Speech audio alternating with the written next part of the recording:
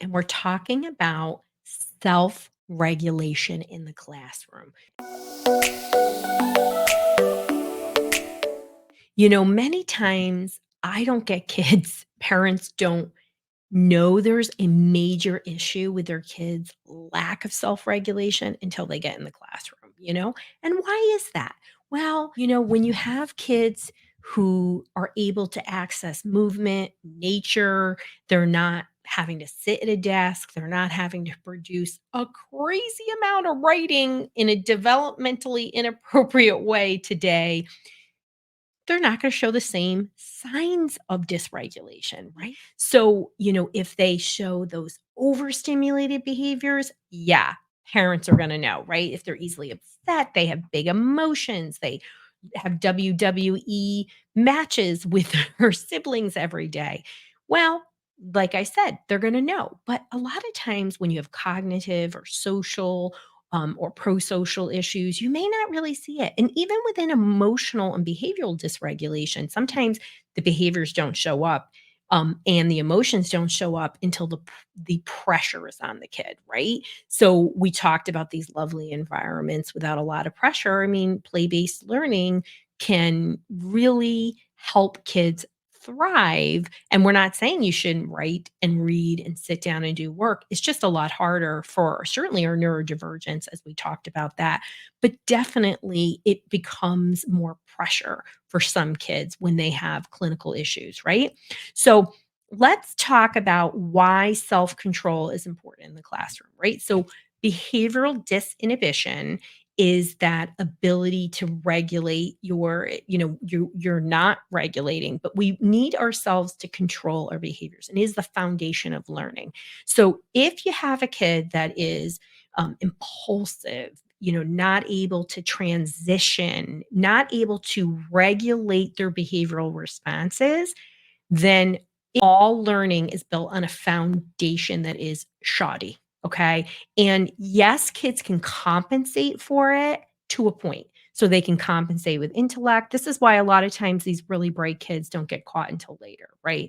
Whether they're dyslexic or they have, a mood disorder, whatever it is, a lot of times we can compensate with intelligence, but you need to have self regulation. You don't have self regulation, it's going to show up when your kids, in middle school, teenager, in the work environment, in their relationships of at every level. So we need that internal regulation that crosses those 5 areas, right?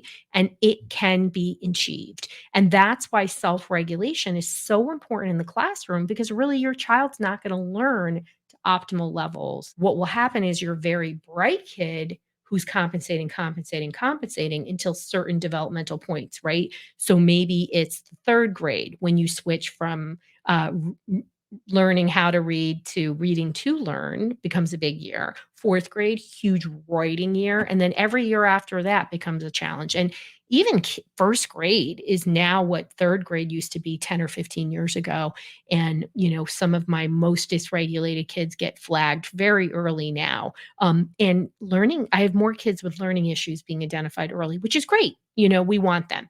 So we talked about what does it really mean in learning skills. So when you are self-regulated, you can learn more easily and deeply, right? So you're able to really take things in so that you can move through, the classroom and the activities you're supposed to be doing without reminders, and also without constant need for, reintroduction of the topics, right? So having somebody else help you in school, so getting the curriculum more than once, having your parents help you with the homework because you missed it at school. I think parents do that a lot, right? And, how does being self-regulated, how does it actually help students, right? So just like I said, so you're able to take information in more easily. You don't need as much support. You're also going to get along with your peers better.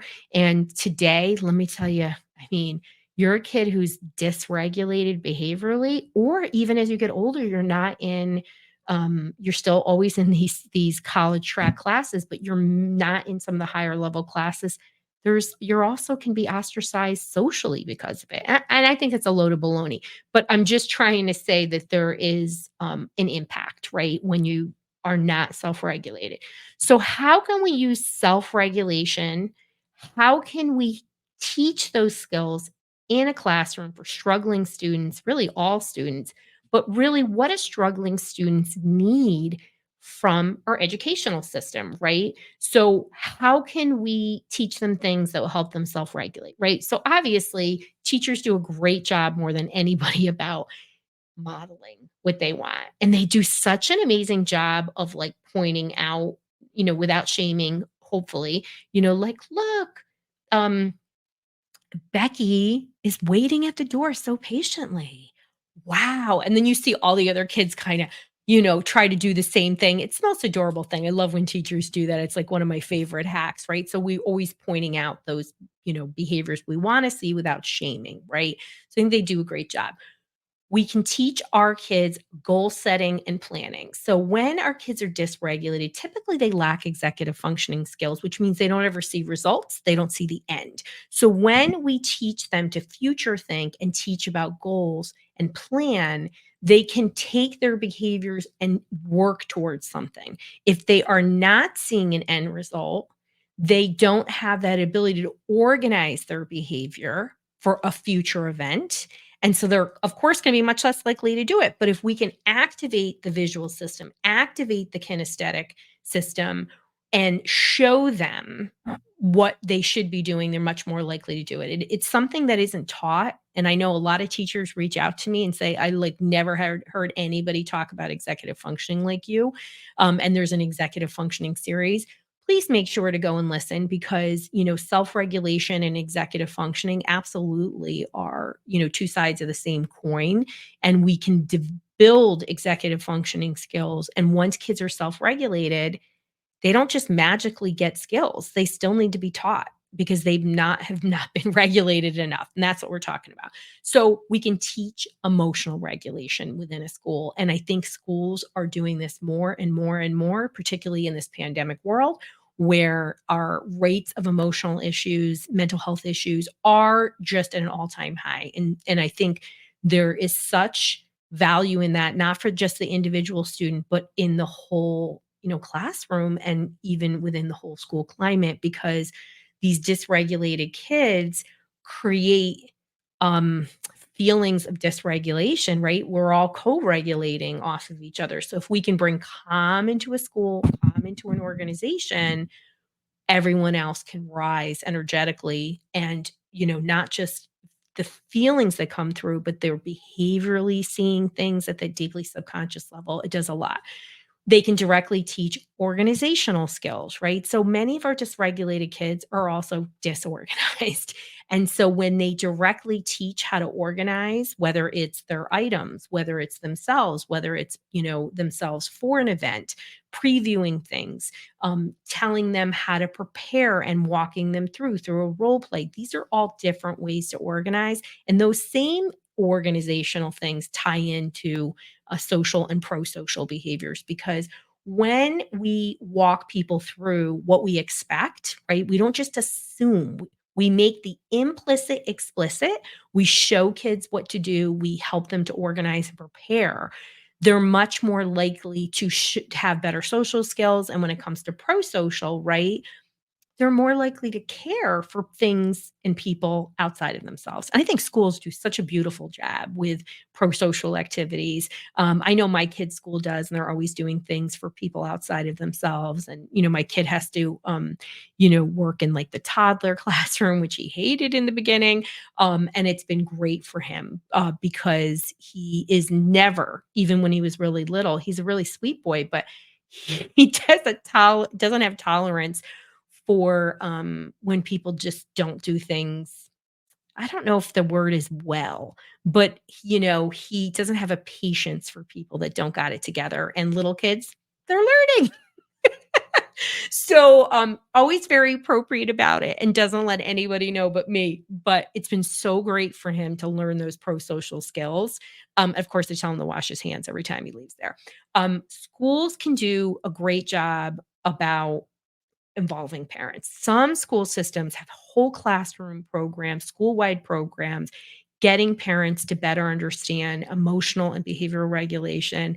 And just like the parents and caregivers that are listening today, you don't know what you don't know. And when you know, you can implement these things. And, having that constancy and being able to, give parents support and just let them know this is something that we have to foster. There isn't a pill for it.